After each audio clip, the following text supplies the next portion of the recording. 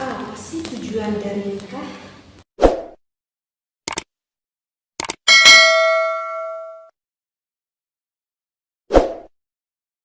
Bismillahirrahmanirrahim. Assalamualaikum warahmatullahi wabarakatuh. Bismillah, alhamdulillah, wassalatu wassalamu ala rasulillah. Mari kita lanjutkan kembali pengkajian kitab Fathul Izzariyah. Bismillahirrahmanirrahim. Bayanul harfi israri awqati. Bab ini akan menjelaskan bab jima dan juga rahasia waktu kita melakukan jima. Iklan, ketahuilah annal maqsud dan a'zama, bahwa tujuan yang terpenting minan nikahi dari nikah itu at-ta'abudu adalah beribadah, wa taqarrubu dan juga mendekatkan diri kepada Sang Khaliq, kepada Allah Subhanahu wa taala, wa itba'u sunnatur rasuli dan menjalankan sunnah Rasul, wa tahsilul waladi wan nasri serta menghasilkan anak dan keturunan. Li'anna bihi baqa'al 'alami wa intimahu, dengan nikah akan tetap dan stabil alam ini. Wa bitarkihi wa imanihi kharabahu wa dinasahu, dan dengan meninggalkan menikah maka akan rusak dan binasa alam ini. Baik, akan sedikit saya jelaskan ya. Bismillahirrahmanirrahim. Jadi ini mulai ke pembahasan inti ya. Jika di video sebelumnya itu masih menerangkan tentang muqaddimah, ini pembahasan inti akan menerangkan, menjelaskan tentang jima dan juga hasil waktunya. Tetapi saya belum sampai membahas ke sana ya, karena agak cukup panjang juga. Ketahuilah anal maksud dan Allah, bahwa tujuan yang terpenting kita itu melakukan menikah. Nah, sebelum ke yang lebih dalam, kita kan harus tahu dulu dong, apa sih tujuan kita itu melakukan menikah. Ini penting banget, apalagi bagi yang di luar sana yang belum menikah, bagi para pemuda, bagi para gadis gitu ya, belum menikah, harus tahu dulu nih, mau nikah itu bertujuannya apa.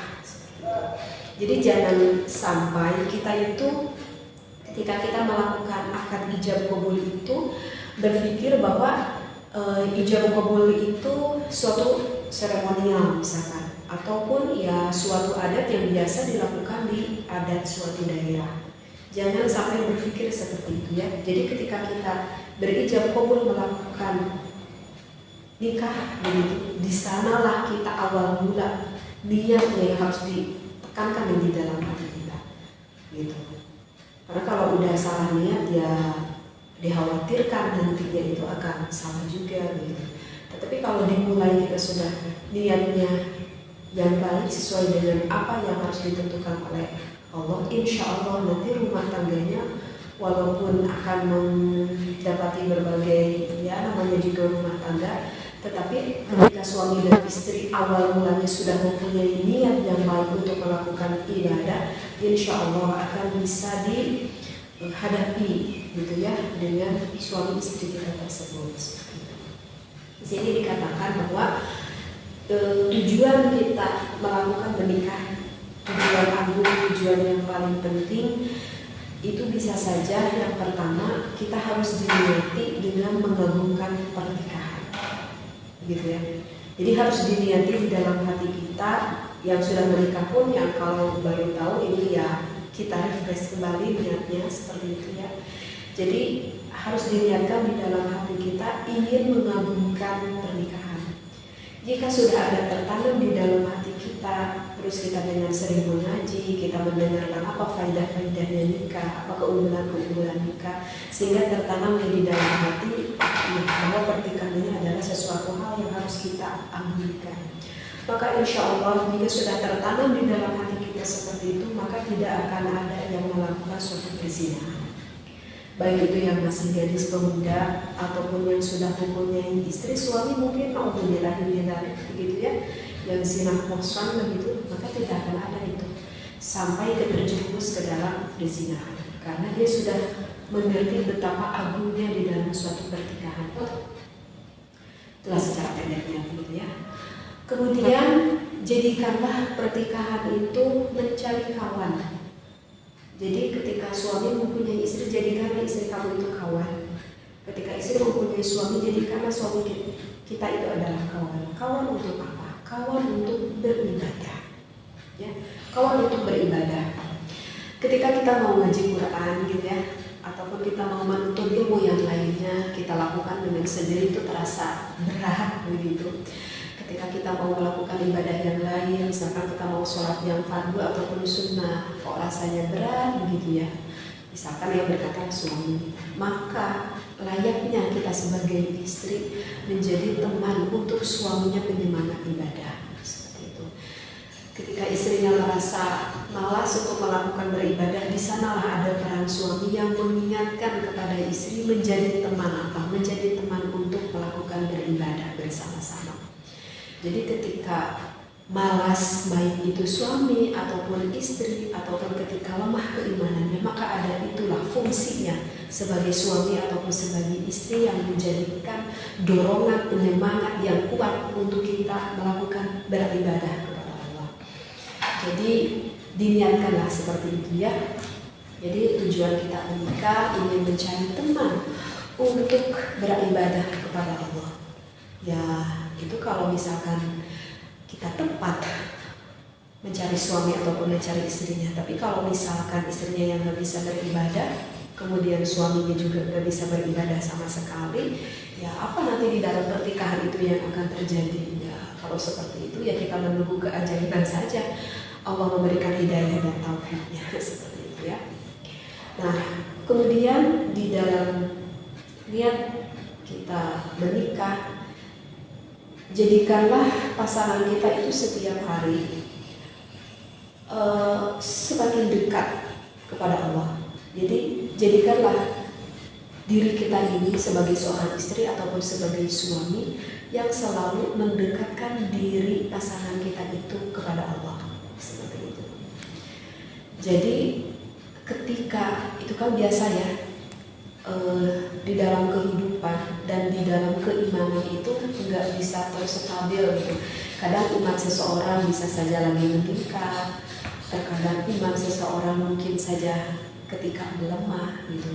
Nah fungsinya adalah seorang istri ataupun seorang suami yang selalu bisa mengingatkan kepada pasangannya agar setiap hari yang dilalui bersama, agar setiap waktu yang dilalui bersama itu saling mengingatkan agar kita semakin takarub, agar kita tuh semakin dekat kepada Allah. Apa hikmah yang didapat ketika selaku pasangan kita masing-masing hati kita itu semakin dekat kepada Allah? Maka itu akan menjauhi kita dari rasa curiga kepada pasangan kita. Ya, akan menjauhi dari rasa curiga. Jadi kita kepada pasangan semakin besar kepercayaan kita kepada suami. Begitu juga suami kepada istri semakin besar kepercayaannya seperti itu. Jadi kalau misalkan suami nelfon gitu ya di pekerjaannya gitu kepada istrinya gitu, kok nggak diangkat juga gitu, ataupun sebaliknya istrinya menelpon suaminya di pekerjaannya itu pada diangkat juga. Nggak ada tuh di dalam hati naluri seorang istri ataupun seorang suami untuk berpikiran negatif kepada pasangannya itu. Kenapa nggak ada berpikiran negatif? Ya karena udah tertanam di dalam rasa hati baik seorang istri ataupun suami kepercayaan kepada pasangannya masing-masing seperti itu. Nggak berpikir yang aneh-aneh dan yang nggak berpikir negatif. Oh kata suaminya mungkin istri saya sedang sholat gitu. Oh mungkin istri saya sedang tertidur gitu. Oh mungkin suami saya nanggung lagi kerja. Jadi nggak ada itu berpikiran negatif. Tetapi hal itu tidak mudah. Hal itu bisa terjadi ketika pasangan kita baik istri dan juga suami semakin hari semakin takut kepada Allah seperti itu. Tetapi berbeda dengan misalkan yang semakin hari justru semakin fasik, semakin hari justru semakin banyak melakukan maksiat-maksiat kepada Allah. Itu akan sulit sekali menimbulkan rasa kepercayaan baik kepada istri ataupun kepada suami itu. Nanti timbulnya bisa ya curiga dan bisa apa-apa aja gitu selain dari itu. Nah itulah salah satu dari hikmahnya kita semakin mengingatkan diri kita dan juga kepada pasangan kita untuk semakin bertakwa kepada Allah. Seperti itu ya. Dan jadikanlah tujuan kita menikah ini mencari kawan untuk apa? Mencari kawan untuk berbakti kita kepada orang tua. Nah ini yang jadi kita jika sudah menikah, kita itu gak boleh ego. Kita gak boleh ego hanya memikirkan rumah tangga kita saja. Artinya mesti ingat, kita sebagai seorang istri yang sudah mempunyai suami juga yang sudah mempunyai istri, ingat loh, peran orang tua di belakang kita. Kita gak mungkin terlahir ke dunia ini tanpa kedua orang tua kita. Jadi carilah seorang istri yang bisa menghargai ibu bapaknya, dan carilah suami yang bisa menghargai ibu bapak kita juga, begitu. Karena disebabnya juga kan ketika kita menikahi suami menikahi istri, maka kan ke orang tua istrinya nisbatnya menjadi apa? Nisbatnya itu kan menjadi seorang ibu dan menjadi seorang bapak. Bahkan di dalam fikih tidak batal kan wudunya gitu. Misalkan suami kita bersentuhan kulit dengan ibu kita, maka kan tidak batal suami kita bersentuhan kulit dengan ibu kita. Karena apa? Karena nisbatnya itu sudah menjadi seorang anak gitu. Maka di dalam fikih itu diatur ketika kita seorang istri mempunyai ibu bapak, ketika suami yang mempunyai ibu bapak, maka suami yang harus selalu mengingatkan kepada istrinya. Suami yang harus selalu mengingatkan sekali lagi kepada istrinya akan perhatiannya kepada ibu dan juga bapaknya. Begitu juga sebaliknya, istrinya yang harus selalu mengingatkan kepada suaminya kepedulian, mengingatkan kepada ibu bapaknya. Kemudian setelah itu lakukanlah kewajibanmu dan jangan banyak menuntut. Lakukanlah kewajibanmu dan jangan banyak menuntut. Kita sebagai seorang istri sebaiknya jangan terlalu banyak menuntut kepada suami. Dan begitu juga suami kepada istrinya, jangan terlalu banyak menuntut kepada istrinya. Karena kan setiap manusia itu mempunyai, bisa dikatakan kelebihan itu ataupun kekurangannya masing-masing. Tidak semua hal itu bisa dilakukan oleh suami kita, dan tidak bisa semua hal itu dilakukan oleh istri kita. Misalkan contoh, seorang suami itu wajib untuk memberi bekah kepada istrinya. Maka suaminya keluar dari rumah, dia mencari bekah dengan bekah yang halal tentunya, yang berkah itu bagi keluarganya. Tetapi kan yang menentukan hasil bukan suami kita. Yang menentukan hasil itu secara hakikatnya adalah Allah. Seorang suami hanya keluar dari rumah, hanya menjalankan ikhtiarnya itu. Kemudian di suatu waktu suaminya merasa sedih sekali karena apa yang diharapkannya itu tidak sesuai dengan apa yang diinginkan. Bisa saja kan terjadi di dalam suatu usaha begitu, misalkan pulang ke rumah karena menghasilkan uang sama sekali, itu udah pasti secara manusiawi itu hati suami ketika mau pulang ke rumah dengan penuh rasa hati yang banyak berdebar gitu. Mungkin juga ada rasa ketakutan, udah jelas ada kesedihan, itu secara manusiawi gitu. Sudah mempunyai rasa seperti itu, suami udah capek dia melakukan bekerja. Ketika dia pulang ke rumah, ketika istrinya berkata apa hasilnya hari ini, dan suami berkata enggak ada hasilnya sama sekali. Kemudian di situ mengeluarkan istrinya dengan nada-nada perkataan yang sangat menusuk ke hati suami, atau ya bagaimana gitu. Coba bayangkan apa yang dirasakan oleh hati suami kita. Dia udah lelah, dia udah capek seperti itu ya, dan dia juga mempunyai kecewa gitu. Seharusnya kan menjadi istri yang baik ketika suami menghadapi seperti itu, maka enaknya istrinya berkata ya gak apa-apalah kan, mungkin hari ini belum ada bagian buat kita, maka saya akan bisa lebih bersabar di muka bumi ini. Karena di dunia itu masih bisa bersabar. Sedangkan kalau naudzubillah saya masukkan ke dalam neraka Allah, tidak akan ada satu orang pun yang sanggup bersabar di neraka Allah. Nah dengan jawaban seperti itu akan membuat hati seorang suami itu ya meleleh ya. Dan ibaratlah seperti itu. Jadi jangan terlalu banyak menuntut yang memang sudah diusahakan oleh suami kita. Begitu juga suami yang jangan terlalu banyak menuntut kepada istrinya. Misalkan istrinya masak dengan masakan ya semakin dia bisa memasak, karena istrinya juga kan bukan seorang koki gitu ya. Wajar kalau misalkan masakannya itu kurang enak ataupun kurang nikmat gitu ya. sehingga suaminya berkata, mau masakan apa ini kurang enak atau kurang garam atau kurang gimana. Nah itu kan sebenarnya bisa melukai hati seorang istrinya. Ya habis udah gimana, memang mampunya istri udah segitu bisa masaknya, ya nikmatilah ya dengan kekurangan istrinya tersebut seperti itu.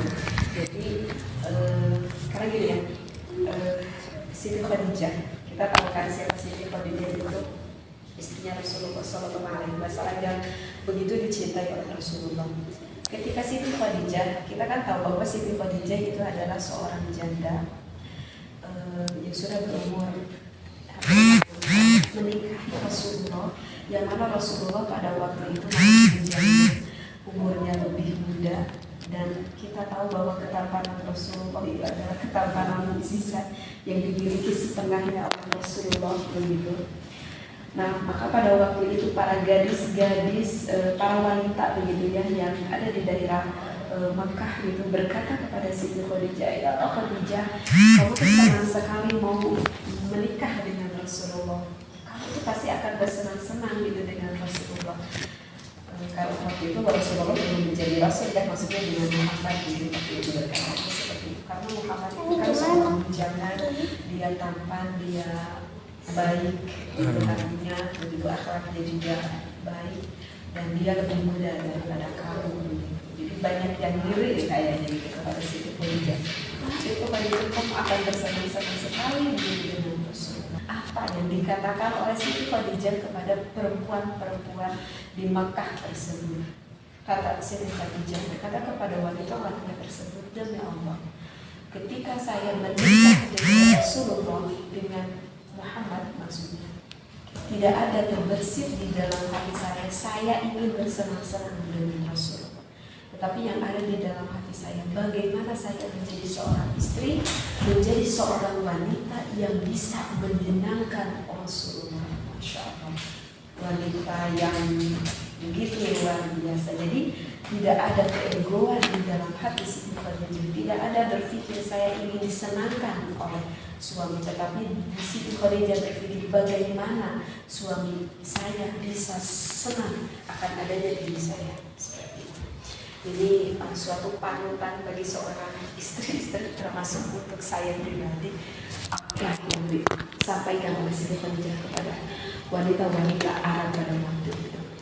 Nah, jadi sekali lagi mungkin inti dari pembahasan kita kali ini, bagi siapapun yang belum menikah ataupun yang sudah menikah, mesti ingat tujuan menikah itu adalah ta'abud, itu adalah beribadah, dan juga ingin meningkatkan taqarrub, ingin meningkatkan lebih dekat diri kita kepada Allah bersama dengan pasangan kita.